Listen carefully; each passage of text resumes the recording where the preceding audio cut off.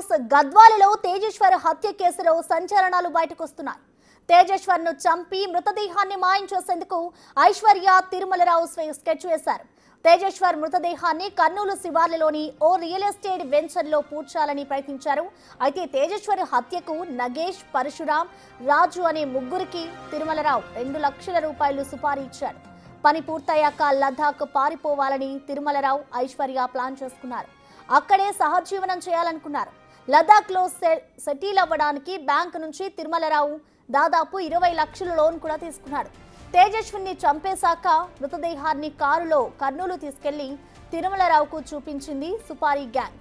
Tejeshwar dead body చూసాకే ఆ gang కు తిరుమలరావు డబ్బులిచ్చాడు.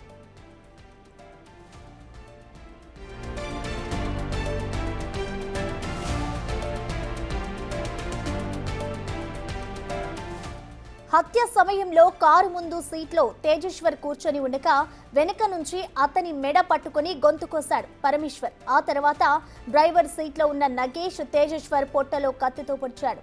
ప్రాణం పోయే ముందు తన పొట్టలో దిగిన కత్తిని తీసి నగేష్ పై తేజేశ్వర్ దాడి చేయడంతో నగేష్ చేతికి గాయమైంది. ఇటు తీవ్ర గాయాలతో రక్తం ఓడుతున్న తేజేశ్వర్ ను ముందు సీట్లో నుంచి వెనుక సీట్లోకి మార్చారు నిందితులు. తేజేశ్వర్ అదృశ్యం తర్వాత పోలీసుల విచారణ వేగంగా జరగడంతో డెడ్ బాడీని రియల్ ఎస్టేట్ వెంచర్లో పూడ్చకుండా పానీయం దగ్గర పొదల్లో పడేసి వెళ్లిపోయారు.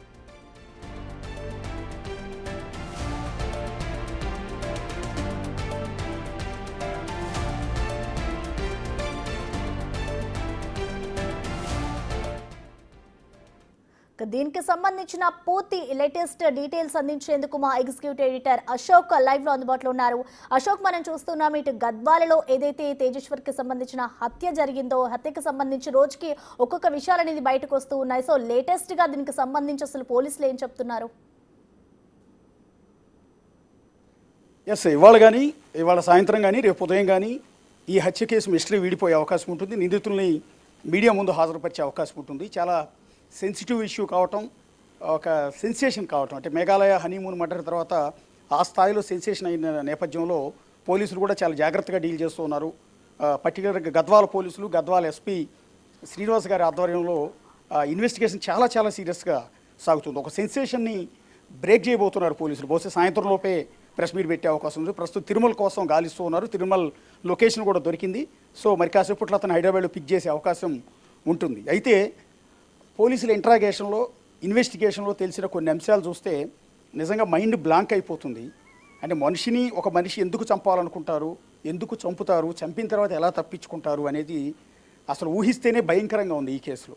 ఎందుకు అన్యం పుణ్యం తెలియని తేజేశ్వర్ని పెళ్లి చేసుకుంది, ఆ తర్వాత ప్రియుడితో కలిసి అసలు చంపాలనుకుంది, దీని వెనక జరిగింది ఏంటి అనేది తెలిస్తే నిజంగా మొత్తం ఆశ్చర్యపోతాం అనమాట. ఈ కేసులో అసలు జరిగింది ఏంటి అంటే, కర్నూలు బ్యాంకులో పనిచేసి, అంటే క్యాన్ఫిన్, అంటే కెనరా బ్యాంకుకి సంబంధించిన సిస్టర్ కంపెనీ క్యాన్ఫిన్లో మేనేజర్గా పనిచేసే ఈ తేజేశ్వర్ దగ్గర స్వీపర్గా ఇప్పుడు ఎవరైతే నిందితురాలు ఐశ్వర్య వాళ్ళ తల్లి పనిచేస్తుంది.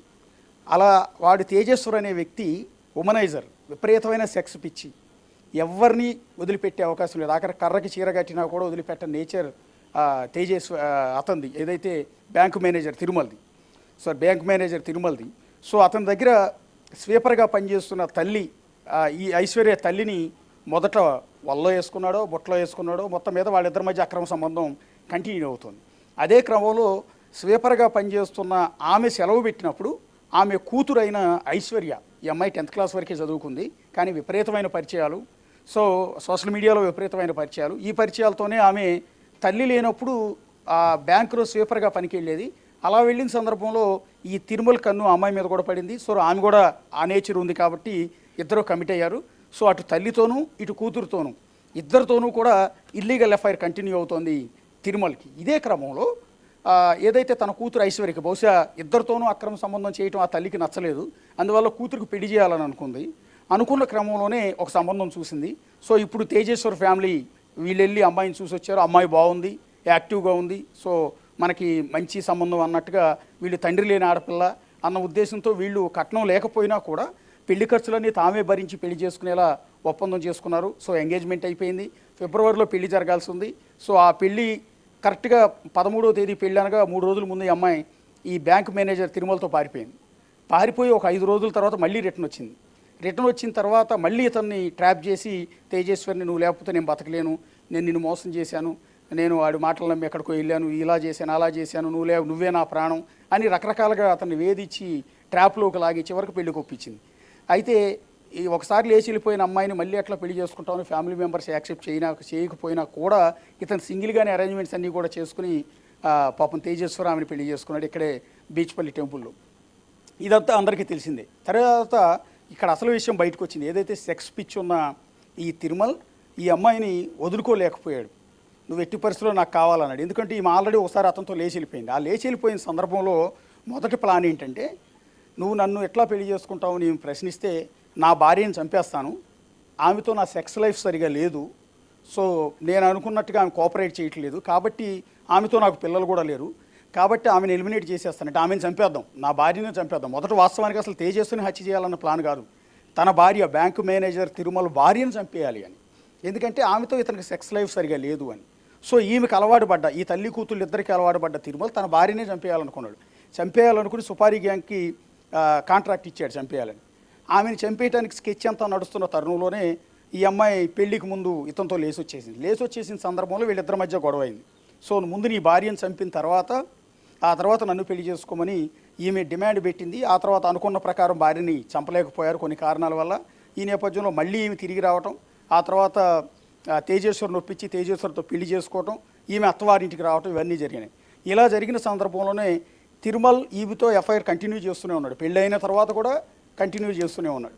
అలా కంటిన్యూ చేస్తున్న తరుణంలోనే సో మళ్ళీ ఈసారి ఈ ఐశ్వర్య పెట్టిన ప్రపోజల్ ఏంటంటే, మనకు అడ్డుగా ఉన్న నీ భార్యని ఎట్లాగూ చంపలేకపోయావు, సో ఇప్పుడు నేను పెళ్లి చేసుకున్న తేజేశ్వరిని చంపి డెడ్ బాడీ మాయం చేస్తే ఆ తర్వాత మన ఇద్దరం కలిసి హ్యాపీగా ఎంజాయ్ చేయొచ్చు అని చెప్పింది. దీంతోనే తేజేశ్వరిని చంపేయడానికి ఇక ప్లాన్ మార్చి, భార్యను చంపాలన్న ప్లాన్ మార్చి తేజేశ్వరిని ఎలిమినేట్ చేయడానికి సుపారీ టీంకి, అదే భార్యను చంపడానికి ఎవరికైతే సుపారీ ఇచ్చాడో అదే టీంని మళ్ళీ ఇటువైపు మళ్ళీ ఇచ్చాడు. భార్యనుగా చంపాల్సిందే, ఆమె భర్తని తేజేశ్వరిని చంపేయాలి అని. అన్న ప్రకారం నగేష్, పరశురాం, రాజు అనే ముగ్గురు కిల్లర్స్కి సుపారీ ఇచ్చాడు. 2 లక్షలకు బేరం కుదిరింది. సో అనుకున్న ప్రకారం తేజేశ్వర్ సర్వేయర్ కాబట్టి, ప్రైవేట్ సర్వేయర్ కాబట్టి ఇక్కడే బీచ్పల్లి దగ్గరే ఒక 10 ఎకరాల ల్యాండ్ కొన్నాం, దాని కొలతలు కొలవాలి అని అతన్ని వచ్చి ఆ వైట్ కలర్ స్విఫ్ట్ డిజైర్లో ఈ పరశురామ్ అండ్ నగేష్ అండ్ రాజు ముగ్గురు కలిసి ఇంటి దగ్గర నుంచి ఎక్కించుకుని వెళ్ళారు. రెగ్యులర్గా అతను డ్యూటీ అదే కాబట్టి ఈ కొలతలు కొలవటం ఇదే కాబట్టి రెగ్యులర్గా బిజినెస్ అనుకున్నాడు అతను. పాపం నిజంగానే కొన్నారు, కొలతల కోసమే పిలిచారని ఆ కారు ఎక్కాడు. ఎక్కిన తర్వాత ఇక్కడ నుంచి వాళ్ళ ఇంటి దగ్గర నుంచి కారు ఎక్కించుకుని మెయిన్ రోడ్డు మీదకి వెళ్ళిన వెంటనే, అంటే ఇతను తేజేశ్వరిని ప్లాన్లో భాగంగా డిజైర్ కారు ముందు సీట్లో కూర్చోబెట్టారు. డ్రైవింగ్ సీట్లో నగేష్ ఉంటాడు, వెనక సీట్లో పరశురామ్ అండ్ రాజు ఉంటారు. సో కారు మూవ్ అవుతున్న సందర్భంలో మాట్లాడుకుంటూ ఉంటున్న సందర్భంలోనే వెనక సీట్లో ఉన్న పరశురామ్ కత్తితో ముందు సీట్లో కూర్చున్న తేజేశ్వర్ మెడ గొంతు కోసాడు. అలా గొంతు కోస్తున్న తరుణంలోనే ముందస్తు ప్లాన్లో భాగంగా అతనే వెనక నుంచి గొంతు కోయాలి, డ్రైవింగ్ సీట్లో ఉన్న నగేష్ కత్తితో పొట్టలో పొడవాలి. సో ఎట్ ఏ టైం జరిగినాయి రెండు. ఒకటి గొంతు కోయటం, వెనక సీట్లో ఉన్న వ్యక్తి ఇతను గట్టిగా తలపట్టుకుని గొంతు కోసాడు. ఎట్ ఏ టైం అదే టైంలో డ్రైవింగ్ సీట్లో ఉన్న నగేష్ కత్తితో పొట్టలో పొడిచాడు. రెండు ఎట్ ఏ టైం జరిగేటప్పటికి అతనికి అర్థం కాలేదు, అసలు ఎందుకు ఇలా చేస్తున్నారో అతనికి అర్థం కాలేదు. కానీ యువకుడు కాబట్టి తేజేశ్వర్ కూడా దృఢంగానే ఉన్నాడు. అతను కూడా ఎదురు తిరిగే ప్రయత్నం చేశాడు, తన ప్రాణాలను కాపాడుకునే ప్రయత్నం చేశాడు. అలా కాపాడుకునే ప్రయత్నంలో తన పొట్టలో దిగిన కత్తిని బయటికి తీసి దానితో డ్రైవింగ్ సీట్లో ఉన్న నగేష్ పైన, వెనక సీట్లో ఉన్న పరశురామ్ పైన, ఆ పక్కన ఉన్న రాజు పైన అటాక్ చేసే ప్రయత్నం చేశాడు. అక్కడ పెనుగులాట జరిగింది, కారు రన్నింగ్లోనే ఉంది. అలా అటాక్ చేసి ఏదైతే తన పొట్టలో దిగిన కత్తితో అటాక్ చేశాడో ఆ అటాక్లో డ్రైవింగ్ సీట్లో ఉన్న నగేష్కి తీవ్ర గాయమైంది చేతి మీద. అతను కూడా పొడిచే ప్రయత్నం చేయడంతో చేతి మీద గాయం కావడం, దాదాపు 6 కుట్లు కూడా పడ్డాయి. సో ఇటు నగేష్కి తీవ్రంగా రక్తస్రావం అవుతుంది, ఇటుపక్క తేజేశ్వర్కి మెడ మీద నుంచి కోసిన గాయం, పొట్టలో పొడిచిన కత్తితో తీవ్రమైన రక్తస్రావం అవుతుంది. అదే సమయంలో పెనుగులాట సాగుతోంది. వెనక వైపు నుంచి రాజు, పరమేశ్వర్ అతను ఊపిరాడకుండా చేసేశారు. కొద్దిసేపటికి విలవిల్లాడుతూ రక్తం ఓడుతూ తేజేశ్వర్ ప్రాణాలు కోల్పోయాడు. ఈ ముగ్గురు బలం ముందు అతని బలం సరిపోలేదు. సో ఆల్రెడీ గొంతు కోసేసి ఉండటం నేపథ్యంలో ప్రాణం ఎక్కువసేపు ఉండలేదు. సో అతను చనిపోయిన వెంటనే ముందు సీట్లో ఉన్న తేజేశ్వర్ని ఆ రక్తంతోనే వెనక సీట్లోకి మార్చి ముందు సీట్లో పరశురామ్ డ్రైవింగ్ సీట్లోకి వెళ్ళాడు. ఎందుకంటే ఇంజూరీ అయింది నగేష్కి. సో చేయి కట్ అయిపోయిన నేపథ్యంలో అతను డ్రైవింగ్ చేయలేక అతను పక్క సీట్లోకి వస్తే డ్రైవింగ్ సీట్లో పరశురామ్ కూర్చున్నాడు. వెనకాల డెడ్ బాడీని అలాగే కూర్చోబెట్టి అప్పటికే ప్రాణం పోయింది. ఆ ప్రాణం పోయిన తేజేశ్వర్ బాడీని వెనక సీట్లో కూర్చోబెట్టి డెడ్ బాడీ పక్కన రాజు కూర్చున్నాడు. ఇలా డ్రైవ్ చేసుకుంటూ ఇక్కడ నుంచి మొదలుపెట్టి తెలంగాణ బార్డర్ దాటి టోల్ గేట్స్ అన్నీ కూడా దాటి కర్నూలు ఎంటర్ అయ్యారు. కర్నూలు ఎంటర్ అయిన తర్వాత ఎవరైతే వీళ్ళకి సుపారీ ఇచ్చిన బ్యాంకు మేనేజర్ తిరుమల ఉన్నాడో తిరుమలకి ఫోన్ చేశారు. తిరుమల బ్యాంకులోంచి బయటకు వచ్చి కర్నూలు శివారులో హైవే మీద కారు ఆపి అతను వచ్చి కారు లోపల ఉన్న తిరుమల డెడ్ బాడీని చూసిన తర్వాతే 2 లక్షల రూపాయల అమౌంట్ అనేది ఆన్లైన్లో ట్రాన్స్ఫర్ చేశాడు. అప్పటి వరకు డబ్బులు ఇవ్వాల. వీళ్ళు వీడియో కాల్ చేస్తామన్నా కూడా ఒప్పుకోవాలా, ఫొటోస్ పంపిస్తామన్నా కూడా ఒప్పుకోవాలా, నేను డెడ్ బాడీని చూడాల్సిందే, చూసిన తర్వాతే డబ్బులు ఇస్తా అన్నాడు. అన్న ఒప్పందం ప్రకారం వచ్చి అతను డెడ్ బాడీని చూసి యథావిధిగా బ్యాంక్కి వెళ్ళిపోతూ ఇతనికి 2 లక్షలు నగేష్ అకౌంట్లోకి ట్రాన్స్ఫర్ చేశాడు. మరి డెడ్ బాడీని మాయం చేయటం ఏంటి అంటే అనుకున్న స్కెచ్ ప్రకారం ఈ బ్యాంక్ మేనేజర్ తిరుమలకి ఒక రియల్ ఎస్టేట్ బిజినెస్ కూడా ఉంది. ఇతను కేవలం బ్యాంకులో మేనేజర్ మాత్రమే కాదు, రియల్ ఎస్టేట్ బిజినెస్ చేస్తాడు, దౌర్జన్యాలు చేస్తాడు, సెటిల్మెంట్లు చేస్తాడు, చాలా వ్యవహారం ఉంది. ఎందుకంటే ఈ ఫ్యామిలీ బ్యాక్గ్రౌండ్ కూడా చాలా దారుణంగా ఉంది. ఎందుకంటే వీళ్ళ తండ్రి హెడ్ కానిస్టేబుల్గా పనిచేశారు. ఆయన మీద కూడా అనేక కేసులు ఉన్నాయి. హెడ్ కానిస్టేబుల్గా పనిచేస్తున్న తిరుమల తండ్రి మీద కేసులు ఉన్నాయి, రౌడీ షీట్ కూడా ఉంది. సో రౌడీ షీట్ కూడా ఓపెన్ చేశారు ఆయన తండ్రి మీద. సో అలాంటి బ్యాక్గ్రౌండ్ ఉన్న తిరుమల రియల్ ఎస్టేట్ బిజినెస్ దందాలు చాలా చేస్తూ ఉంటాడు. బ్యాంకు మేనేజర్ అనేది చిన్న ఉద్యోగం మాత్రమే, అసలైన ఉద్యోగం బయట ఉంటుంది. ఇదే క్రమంలో కర్నూలు శివారులో అంటే పాండ్యంకి దగ్గరలో ఒక రియల్ ఎస్టేట్ వెంచర్ వేశాడు ఇతను.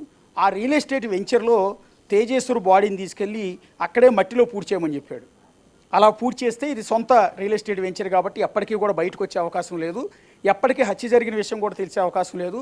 తేజేశ్వర్ కేవలం అదృశ్యం అయ్యాడు అన్నదాన్ని లోకాన్ని నమ్మించవచ్చు అనేది తిరుమల ప్లాన్. అనుకున్న ప్లాన్ ప్రకారం ఈ నిందితులు ముగ్గురు డెడ్ బాడీని తీసుకుని అటు వెళ్ళే క్రమంలో రియల్ ఎస్టేట్ వెంచర్లోకి వెళ్ళి పూడ్చిపెట్టాలి అనుకున్న క్రమంలో రాత్రి వరకు వెయిట్ చేశారు. వెయిట్ చేసిన తర్వాత ఈలోపు తేజేశ్వర్ మిస్ అయిపోయాడని పోలీసులకి సమాచారం వాళ్ళ కుటుంబ సభ్యులు ఇవ్వటం, అదే క్రమంలో తేజేశ్వర్ సోదరుడు తేజవర్ధన్ అతను తన సొంత వదిన మీద అంటే ఈమె కొత్తగా పెళ్లి చేసుకున్న ఆమె మీద అనుమానం ఉంది, ఆమెని ఎంక్వైరీ చేయండి అని పోలీసులకి సమాచారం ఇవ్వటం, ఆవిడ బిహేవియర్ కానీ గతంలో ఆవిడ లేచిపోయిన వ్యవహారం కానీ ఆవిడకున్న అక్రమ సంబంధాలు వీటి గుట్టంతా కూడా ఈ తేజవర్ధన్ పోలీసులకి చెప్పిన నేపథ్యంలో ఇక్కడ ఇంటికి వచ్చి కోచింగ్ చేయడానికని ఐశ్వర్యని పోలీసులు అత్తగారి ఇంట్లోంచి లిఫ్ట్ చేసి తీసుకెళ్లారు. అదే క్రమంలో కర్నూలు వచ్చి కర్నూలు నుంచి ఐశ్వర్య తల్లిని లిఫ్ట్ చేశారు.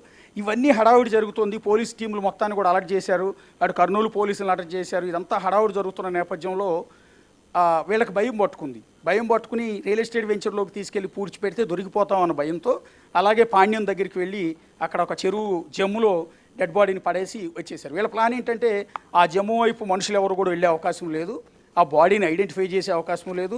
సో అది కుళ్ళిపోయి ఎండిపోయిన తర్వాత అస్థిపంజరం అయిపోతుంది, ఆ తర్వాత ఐడెంటిఫై చేయడం కూడా కష్టం. కావాలంటే ఈలోపు ఆ బాడీని వేరే రకంగా మాయం చేయటం, డిస్పోజ్ చేయటం లాంటివి చేయొచ్చు అనేది వీళ్ళ ప్లాన్. మొదట్లో కాలువలో పడేస్తే శవం కొట్టుకెళ్తూ వెళ్ళిపోతుంది అనుకున్నారు.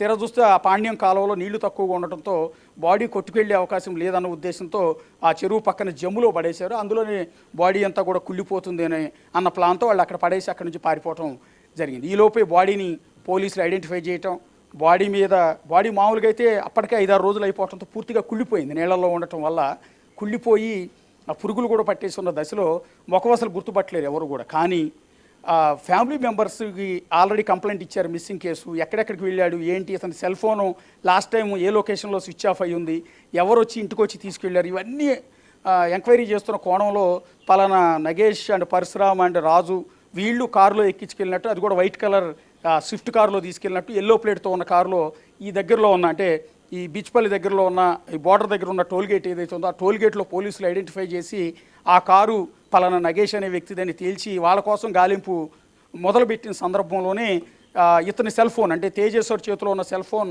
పలానా చోటకి వెళ్ళిన తర్వాత నిందితులు దాన్ని స్విచ్ ఆఫ్ చేశారు. అక్కడ వరకు వెళ్ళి లాస్ట్ సిగ్నల్ చూపించిన నేపథ్యంలో అది కర్నూలు వైపు తేజేశ్వర్ని తీసుకెళ్లారని ఐడెంటిఫై చేసి పోలీసులు వీళ్ళ కోసం గాలిస్తున్న సందర్భంలోనే ఈ బాడీ ఇక్కడ ఐడెంటిఫై అయింది. ఒక అన్నౌన్ డెడ్ బాడీ కింద అటు పాండ్యం పోలీసులు దాన్ని ఐడెంటిఫై చేసి ఇటు గద్వాల పోలీసులకి సమాచారం ఇవ్వడంతో వీళ్ళు కుటుంబ సభ్యుల్ని తీసుకెళ్ళి జస్ట్ అతను అయ్యి ఉంటాడేమోనని అనుమానం. అప్పటి వరకు ఉన్నది ఏంటంటే తేజేశ్వర్ మిస్ అయ్యి ఉంటాడు, లేకపోతే ఎక్కడికి వెళ్ళి ఉంటాడు, లేకపోతే ఇంకోటి ఏదో ఉంటుందని అనుకున్నారు తప్ప ఇంత దారుణంగా కిరాతకంగా చంపేసి బాడీ పడేసి ఉంటారని కుటుంబ సభ్యులకి అనుమానం లేదు, తల్లిదండ్రులకు లేదు, పోలీసులకు లేదు. ఎందుకు అంటే పోలీసులు వచ్చి తేజేశ్వర్ సోదరుడు ఇచ్చిన అనుమానాలు రేకెత్తిచ్చిన అనుమానాల నేపథ్యంలో తేజేశ్వర్ భార్య ఐశ్వర్యని పోలీసులు తీసుకెళ్తున్న సందర్భంలో తేజేశ్వర్ తల్లి ఉన్నారు కదా ఆవిడ అడ్డుకున్నారంట. నా కోడలు ఎందుకు తీసుకెళ్తున్నారు, నా కోడలు బంగారం, నా కోడలు మంచిది, నిన్నగా మొన్న పెళ్ళయింది, నా కూతురు కోడల మీద అనుమానం లేదు, ఆమెనేమి ఇబ్బంది పెట్టద్దు అని ఆమెతో పాటు పోలీస్ స్టేషన్కి వచ్చేసిందంట. ఈవెన్ పోలీస్ స్టేషన్లోకి వెళ్ళిన తర్వాత ఆవిడ ఏమైనా సూసైడ్ అటెంప్ట్ చేసుకుంటుంది ఏమైనా భయంతో అత్తగారు ఆవిడ ఈవెన్ వాష్రూమ్కి వెళ్ళినా కూడా అత్త ఆమెతో పాటు వెళ్ళిందంట. పోలీసులు చెప్తుంటే ఇవన్నీ కూడా ఆశ్చర్యం. అంటే తేజేశ్వరి తల్లికి కోడల మీద అనుమానం రాలా. ఒకవేళ లేచిపోయినా కోడలైనా కూడా మారింది అనుకున్నారు తప్ప తన కొడుకుని చంపిస్తుందని అనుమానం రాలా. అనవసరంగా నిందలేస్తున్నారు ఆ పిల్ల మీద అనుకున్నారు తప్ప ఆ కోడలే నా కొడుకుని ఇంత దారుణంగా చంపించింది అన్న విషయం ఆ తల్లికి అనుమానం రాలా. ఇదంతా జరుగుతున్న సందర్భంలోనే బాడీని తల్లిదండ్రులు తీసుకెళ్లి బాడీని చూపించడం, కుళ్ళిపోయి ఉన్న బాడీ చేతి పైన ఒక